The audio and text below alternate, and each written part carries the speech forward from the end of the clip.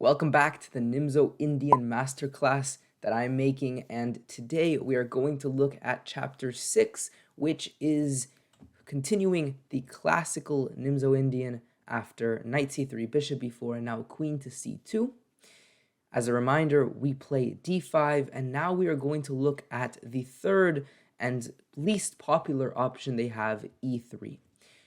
Previously, we looked at a3, which is the most logical and natural move.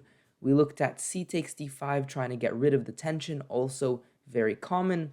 And now we are going to look at e3. Now, one thing I should emphasize is the move e3 is not specific. It's not taking away the tension in the center. It's not harassing this bishop. It's more or less just developing. So the lines that I'm going to show are going to try to encompass all of the natural developing moves they can make. And so, for example, if they start with knight f3, we're going to play the exact same way. And in fact, after e3, we castle, and now the main move is knight f3, and it's already a transposition. If they were to start with knight f3, we castle, they play e3. So this video, I'm starting specifically with e3, but that's not so important, and they can start in a variety of ways. Namely, they could play, for example, knight f3 here, and they'll still transpose. Now, the general strategy we're going to play for is one that we've mentioned multiple times in the series already, which is to equalize the position in regards to the center. We have good development, they don't have good development. They have good center control, we don't have good center control. So what we're going to try to do is finish our development, but then immediately strike and get back the center control that we currently don't have by playing c5. And not immediately, as I mentioned, we're going to castle first, but c5 is going to be sort of our gateway into controlling the center. So we castle here after e3, they play knight f3, and now c5. Now, we're going to look at three options that they have. The first two are, of course, what if they get rid of the tension, either by playing c takes on d5 or by playing d takes on c5. And the other option is if they kind of leave all of this tension and just develop the bishop. And we might as well start with this one, because our mentality is this. We don't necessarily want the tension here. We're happy to get rid of all of this tension. If they do it for us, right? If they take one of these pawns, we're in a good position. But if they don't and they just play something random, then we're very happy to take these pawns as well for us. Specifically, though, we want to wait for them to move this bishop before we take this pawn, because we want them to move this bishop twice, right? So if they were instead to play bishop d2, the most strategical option would not to take this pawn, but rather wait a move, maybe developing your knight, and then when they play bishop to e2, then we take.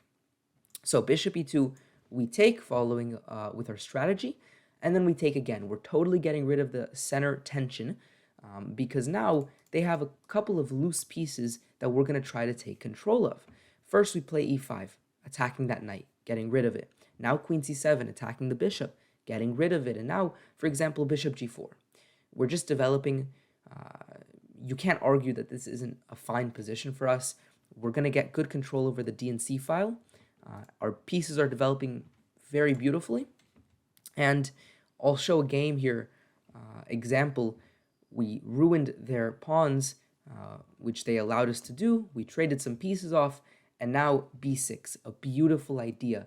They have this open b file, so we want to cut off their control by playing b6, and now we have this open c file, and they can't cut off our control because they don't have a pawn on the b file. So this pawn is going to be forever weak, and you can see in the game, indeed, black does target it, for example, by playing bishop d3 here, or rook to d3 rather, take, the knight is kicked away, now there was a trade, and now this pawn on d3 just becomes too strong.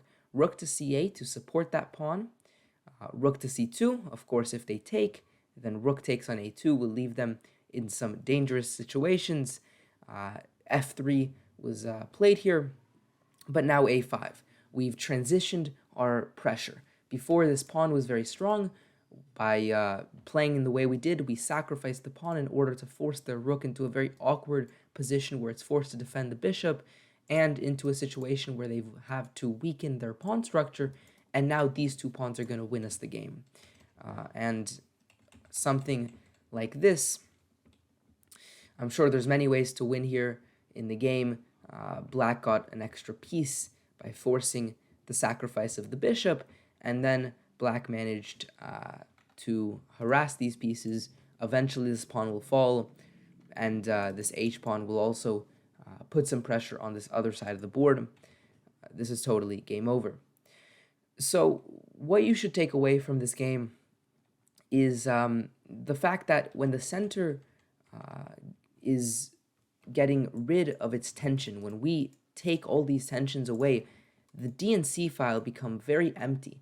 And because of our lead in development, we're the first to occupy those files with the rooks and both of the rooks on both of the files, and therefore we get a nice positional advantage. And so that's sort of the strategical idea behind taking and opening up the center.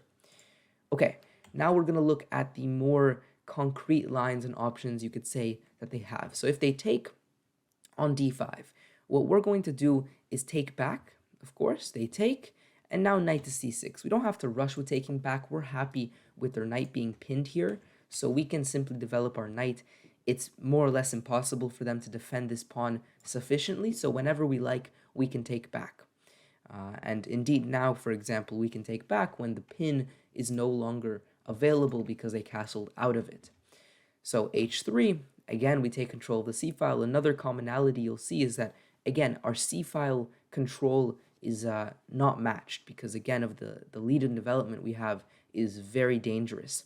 And for example here, d4 is only playable because of that lead in development. We managed to get all of our pieces involved nicely, and therefore we were first to punch in the center with d4, and now everything's exploding up. The c-file is likely to be exposed sometime in the near future, and we definitely have the initiative and a nice position. So that's what happens if they decide to take on d5. And then the final option they have is to not take on d5, but rather on c5. Now, again, we're not going to take. Now, taking is a fine move, and it's mostly going to transpose because they're going to develop normally and then castle, and then we would have taken in that position anyways, as you will see. But there's no reason to rush into it. Again, if we can leave the pin, why not leave it? Who knows? Maybe they'll blunder into a nice tactic because of the pin. So we're going to leave it, keeping the pressure. And for example, we can simply develop knight c6. When they develop their bishop, again, that's our sign to take, force them to lose time. And now there's a number of ways to go about this position.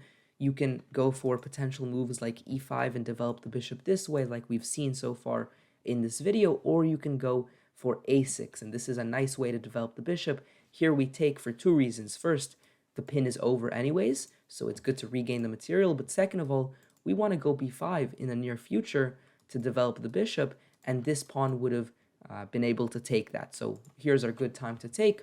They develop, we go b5, and here, for example, with various moves like queen to e7, like bishop to b7, like rook to c8, rook to d8, even some tactical ideas on the queen side like knight b4, or maybe at some point we can pawn rush with b4.